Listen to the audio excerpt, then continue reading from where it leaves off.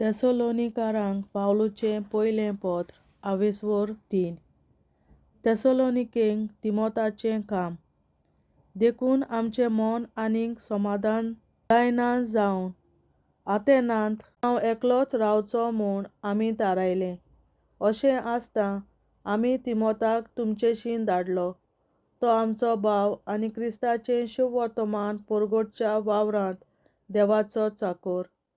तर तुमकां घोटाय दिवचे खातीर आनी तुमचो भावार्थ तिरावचें पासत आनी तुमी भोगतात त्या कश्टां दोगदां मदें कोणूच हालोना जावंक आमी ताका तुमचेशीं पाठयलो.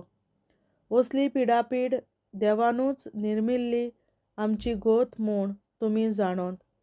तुमी कश्ट दोग भोगचे पडटले म्हूण तुमचे मदें आमी आसल्याव तेन्ना आनी तुमकां आदीं फुडेंच सांगलोलें आनी तशेंच घडलें म्हूण तुमी पळयलां.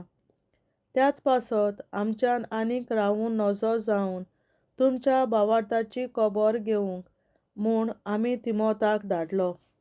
सैतानान तुमकां एका वेळार नाडलीं जायत आनी सगलो आमचो वावर निर्फळ जाला जायत म्हूण आमकां व्हड हुस्को जालो. तेसोलोनिकारां पासत पावलू देवाक दिनवासता. आतां तुमकां भेट दिवून तिमोथ आमचेशीं परत आयलो आनी तुमच्या भावार्था आनी प्रितीमोगा विशीं ताणें आमकां बरी खबर दिली.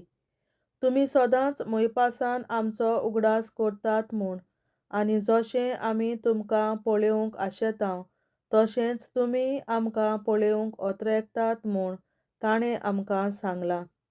आनी देखून भावां भयणींनो, तुमचो भावार्थ पळोवन आमच्याच सगल्या अडचण्यांनी आनी कश्टां दुखी मदें तुमचे वरवीं आमकां धीर मेळ्ळो. तुमी सुम्या सोवें घोट रावल्यांत म्हणटच आतां आमकां नवो जीव भरला. ताचे पासत आमी आमच्या देवा मुखार इतलो व्हड संतोश भोगतांव त्या खातीर तुमचे विशीं आमच्यान कशें फावो ते परी देवाचे उपकार आठोवंक जायत. तुमकां रूप पळोवंक आनी तुमच्या भावार्थाक कितें उणें आसा तें भरून दिवंक आमकां फावो कर म्हूण आमी दीस रात काळजांत तावन ताचे लागीं मागतांव. खुद देव आमचो बाप आनी आमचो सुमी जेजू आमी तुमचेशीं फावोशीं करूं.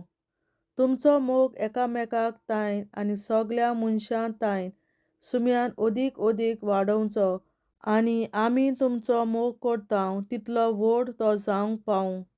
सगल्या आपल्या भोगतां बरोबर जेजू आमचो सुमी येतलो तेन्ना आमच्या देवा आनी बापा मुखार तुमी शुद्ध निर्मळ आसचे खातीर तोच जेजू तुमचीं काळजां पवित्रतायेंत थीर करूं. देवाचें उतोरें. देवाचे व्हड उपकार.